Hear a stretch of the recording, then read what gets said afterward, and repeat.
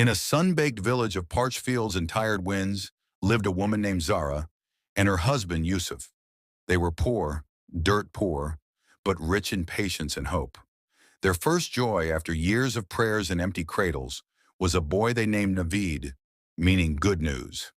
Zara held him close every night, even when her stomach growled louder than his. She stitched his clothes from old rags, fed him before herself, and walked miles just to get him a drop of milk when he was ill. Yusuf, once a strong man with dreams of a shop in town, became a laborer to put food on their son's plate. Every coin they saved, every sacrifice they made, was for Navid. As years passed, Zara bore 12 more children, her hands rough from years of work and heart heavy with love, stretched across many little faces. But Navid was always special, not just because he was the first, but because he had been their beginning, their teacher in parenting, their spark of hope. They sent him to school with borrowed money and unpaid loans, hungry mouths left unfed so he could study. When he passed his exams, Zara's eyes glistened. When he got a job in the city, Yusuf wept with pride. Then he got married.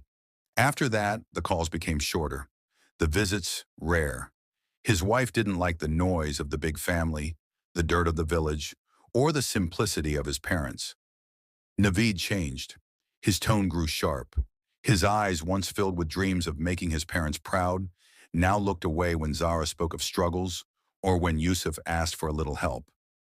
Zara aged quickly. The back that once carried water buckets now bent under invisible weight. Yusuf lost his strength, his body failing like the house he once built with his own hands. Still, they waited. For a phone call, for a visit, for something. But when Zara fell sick, she only whispered one name through her fever. Navid. He didn't come.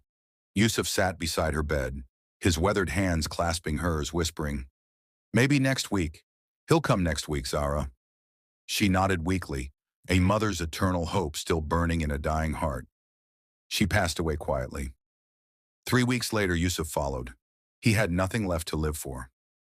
Navid came to the village only for the funeral. He stood there, dry-eyed, dressed well, and distant.